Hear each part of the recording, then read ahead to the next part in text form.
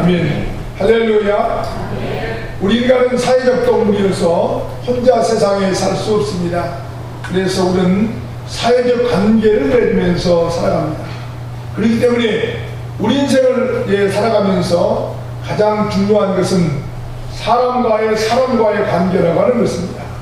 가정에서도 부부와의 관계가 서로 좋아야 행복한 가정이고, 자녀들과 부모의 관계도 좋아야 그 가정이 아름답고 복된 가정인 것입니다.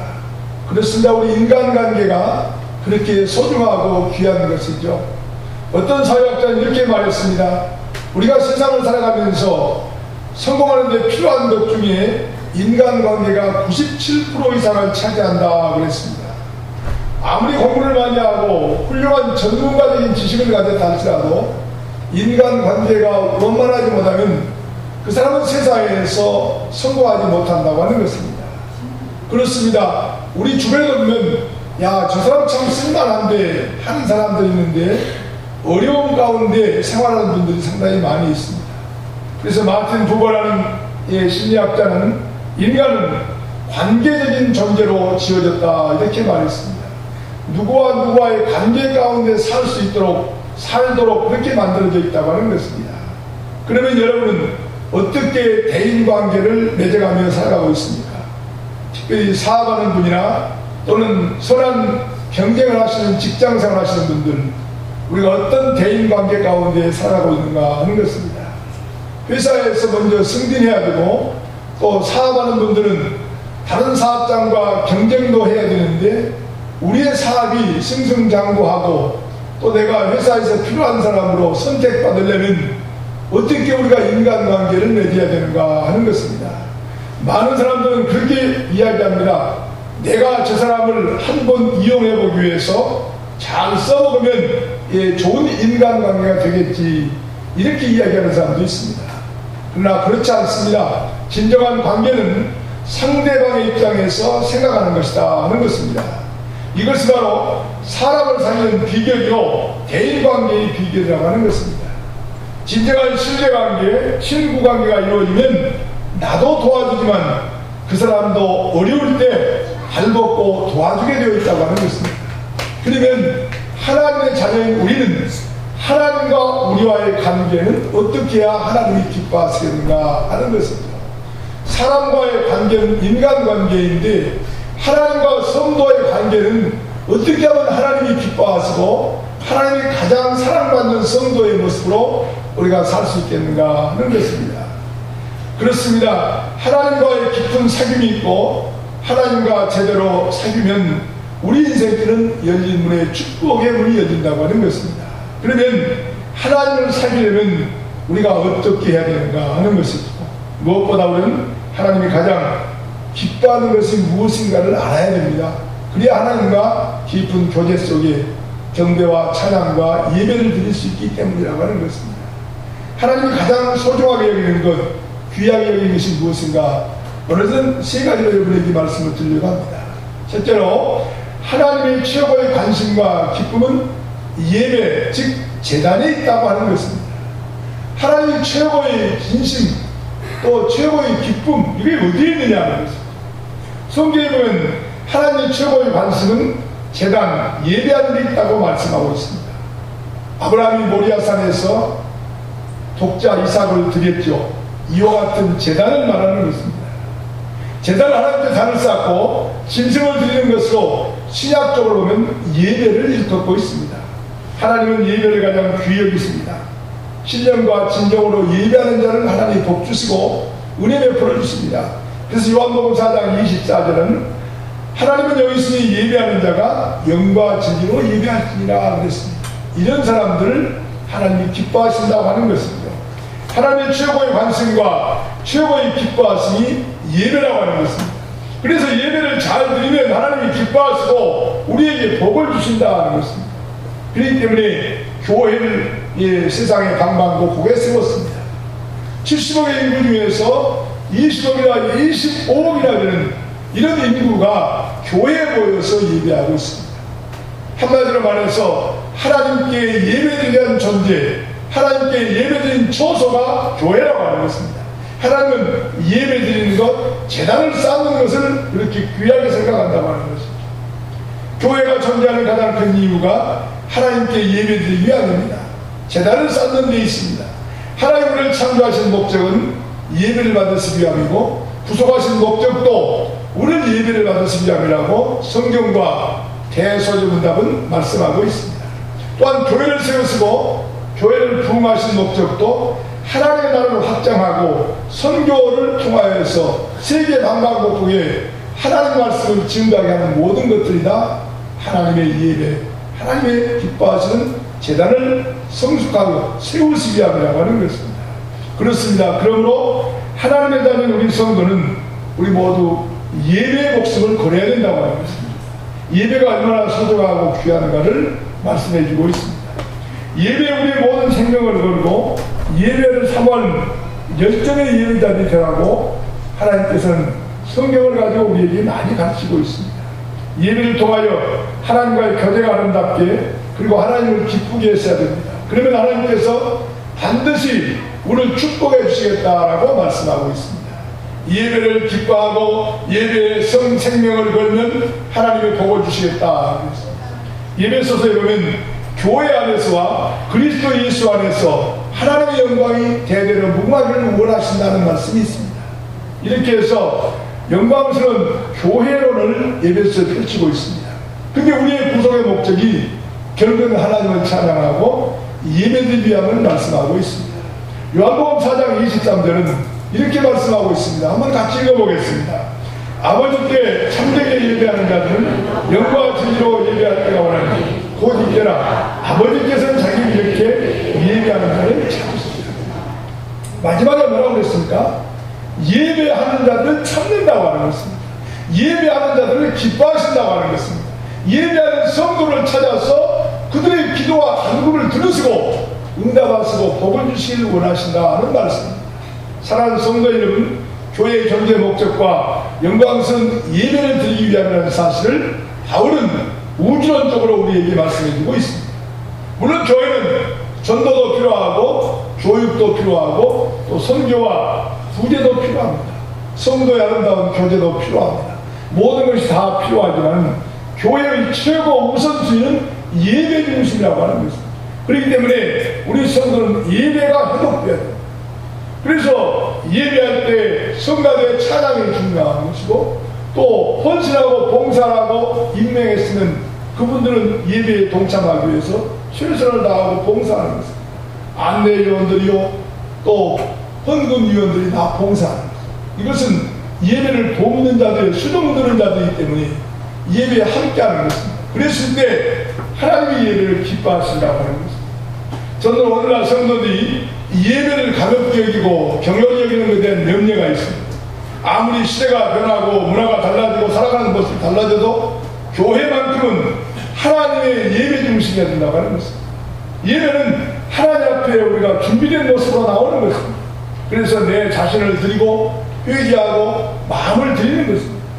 그리고 우리가 준비된 예물을 드리고 하나님으로부터 말씀을 듣는 것입니다. 그리고 영광스러운 찬양을 드리고요. 뿐만 아니라 하나님께서 축복을 받는 것입니다. 이것은 예배입니다. 이런 예배에 동참해야 하나님이 귀하게 보신다고 하는 것입니다. 예배는 하나님 중심입니다. 창세기에서 요한계시록까지 최고의 관심은 예배이고 제단이라고 이렇게 말씀합니다. 다시 한번 말씀드리지만 하나님은 우리 예배를 받으시기 위해서 우리를 창조하시고 구원해 주셨으며 하나님의 성전을 방방곡곡에 세우셨다고 하는 것입니다. 법원에 나온 노아 시대가 어떤 시대였습니까? 노아가 살았던 시대는 육체의 사람들이 번성하던 시대였습니다. 어쩌면 지금과 흡사했을지도 모릅니다. 자기들이 좋아하는 대로 살던 시대였죠. 깨닫지도 못하고 죄를 먹고 살았습니다. 그래서 하나님이 어쩔 수 없이 홍수로 심판을 내릴 수밖에 없었다는 것입니다. 왜요?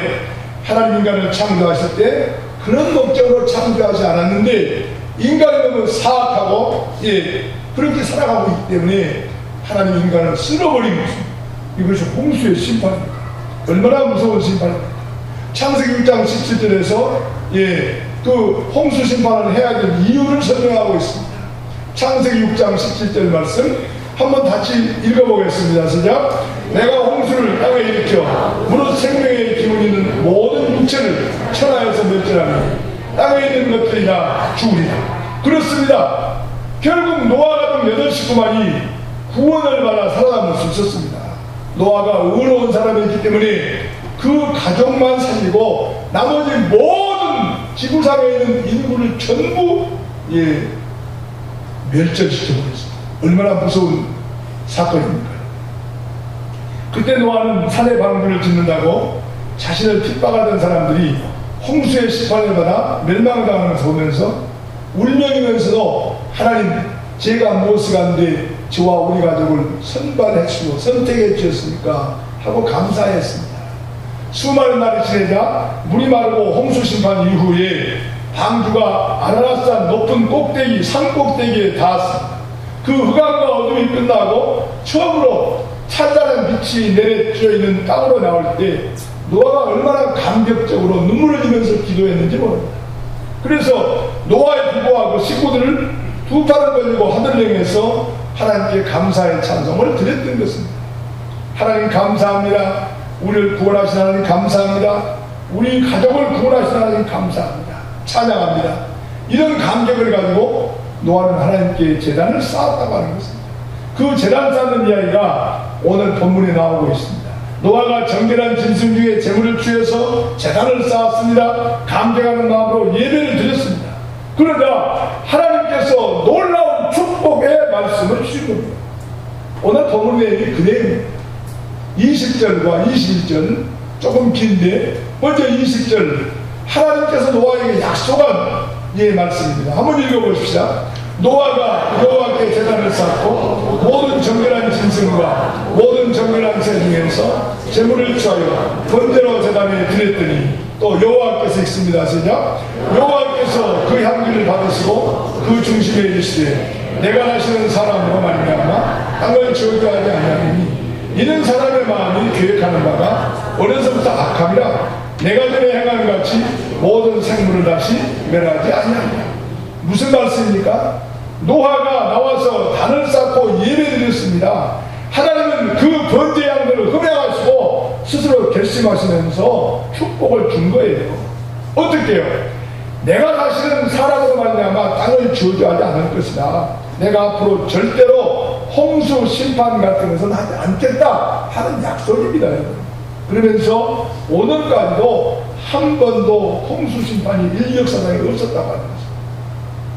왜 그랬을까요? 노아가 예배를 잘 드려서 하나님께서 향기로운 예배를 받으시고 기뻐하셔서 노아와 세상을 복주시기로 하였습니다.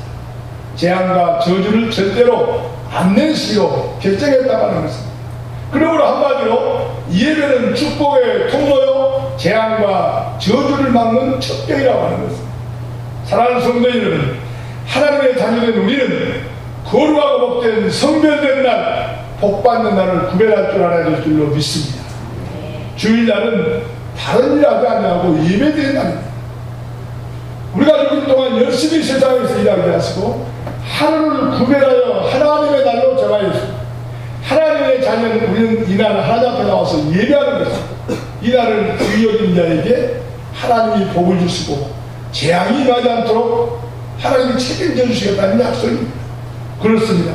그래서 우리 예배하는 자에게 노아처럼, 아브라함처럼, 다윗처럼, 이삭처럼, 야곱처럼 복받는 인생이 되어야 될 줄로 믿습니다. 그러면 예배를 드리면 어떤 축복이 우리에게 올까요? 두 번째입니다. 한번 둘째 제목 한번 같이 읽어보겠습니다. 시작. 복을 주시는 번성하고 충만하고. 그렇습니다. 예배하는 자에게 복을 주시고 번성하고 충만케 하겠다는 약속을 주셨습니다. 그 내용을 읽은 9장 1절의 말씀이 그 내용입니다. 한번 같이 읽어보겠습니다. 시작. 하나님이 노아와 그 아들에게 복을 주십니다. 그들에게 이르시되 생육하고 번성하여 땅에 충만하라. 할렐루야. 예배하는 자에게 이런 축복을 주시겠다고 하나님이 약속하셨습니다. 예배가 얼마나 소중하고 얼마나 귀하고 얼마나 복된 것이기에 하나님이 이렇게까지 우리에게 약속했을까요? 홍수 심판 이후에 노아가 하나님께 향기로운 예배를 드리니까 하나님의 땅에 재앙과 저주를 물러가게 하셨다고 하는 것입니다. 그러면 노아 시대뿐인가 이후에 야곱도 보십시오. 형 에서를 속이고 아버지의 축복권을 받은 사람 아니겠습니까? 그래 외삼촌 집에 가서 20년 동안 일해가지고 돌아오는 길입니다. 근데 형 에서가 어떻게 하려고 했습니까? 죽이려고 400명의 군대를 거들고 지키고 있는 것입니다. 그럴 때 어떻게 했습니까? 두려워서요. 야곱은 도망쳐야만 했습니다. 보통 사람 같으면 도망쳤을 텐데 야곱은 믿음의 사람이기 때문에 어떻게 했습니까? 야곱이 하나님 앞에 기도했습니다. 약복강가에서 하나님만을 붙들고 결사적으로 기도했습니다. 그랬더니 형 에서의 마음이 바꿔졌죠. 형 에서가 죽이려고 400명이나 데리고 왔는데 형 에서의 마음이 완전히 바뀌어졌습니다. 어떻게 바꿔졌습니까? 창세기 33장 4절은 이렇게 말씀하고 있습니다. 이름 읽습니다. 시작. 에서가 달려와서 그를 맞아 안고 목을 어긋맞추어 그와 입 맞추고 서로 웁니다. 보십시오. 죽이려고 400명이나 군사를 데리고 왔던 형이 달라져 버렸어요. 바꿔졌습니다, 여러분. 그뿐입니까? 형에서와 헤어진 후에 세겜에서 잠시 쉬었습니다. 근데 야곱의 딸 디나가 요사이 말로 말하면 성폭행을 그 청년들에게 당한 거예요. 그러니까 디나 오빠 야곱의 아들들 있잖아요. 가만 놔두겠어요? 예, 저녁에 시몬과 레이가 세겜의 족속 들어가서 많은 사람을 죽였습니다. 그러니까 불이 나니까 세겜의 족속들이 연합군과 동해가지고 다시 야곱의 가족들을 죽이려고 하는 것입니다. 그러니까 겁이 났죠. 야곱이 어떻게 했습니까? 야곱이 베들에 올라가서 회개하고 예배드리려고 마음을 먹었습니다. 예배가 드리기도 되는데 세겜의 연합군의 마음속에 하나님이 두려움을 주셔서 어느 누구도 죽여가는 자가 없었더라 그랬어요. 그리고 그 이후에 베들에서 기도함으로 하나님이 야곱의 일생에 복을 주는, 복을 받는 그런 일생으로 변합니다. 보십시오. 한 사람도 쫓아와서 죽인 사람이 없었습니다. 창세기 35장 5절은 그 내용을 우리에게 말씀해주고 있습니다. 또 읽어볼까요? 그들이 읽습니다. 시작. 그들이 떠났으나 하나님의 그 사회는 복을 둘러 크게 두려워 야곱의 아들들을 죽여가는 자가 없었다. 그렇습니다, 여러분. 무슨 말씀입니까? 예배의 목숨을 걸고 하나님과 함께 하였더니 죽여가는 자가 없었고 죽이려고 올라가는 많은 사람들이 다 마음이 사그라져 버린 거예요. 경쟁자가 물러가고 원수 사탄이 도망가 버렸습니다. 재앙이나 저주나 원수가 와도 한 길로 왔다가 7길로 도망가는 줄로 믿습니다. 그뿐일까요? 예배된 자에게는 시온의 대로가 열린다는 것입니다. 준비된 것이 하나님께서 책임져 주셔서 열린 문의 축복으로 형통케 해주다는 약속입니다. 형통의 삶, 승승장구한 축복의 삶을 살 수 있도록 인도해 주셨습니다. 그러면서 이삭의 삶을 우리에게 성경이 말하고 있습니다. 이삭은 하는 일마다 참 잘 됐습니다. 우물을 파면 물이 막 나오고요. 농사를 지은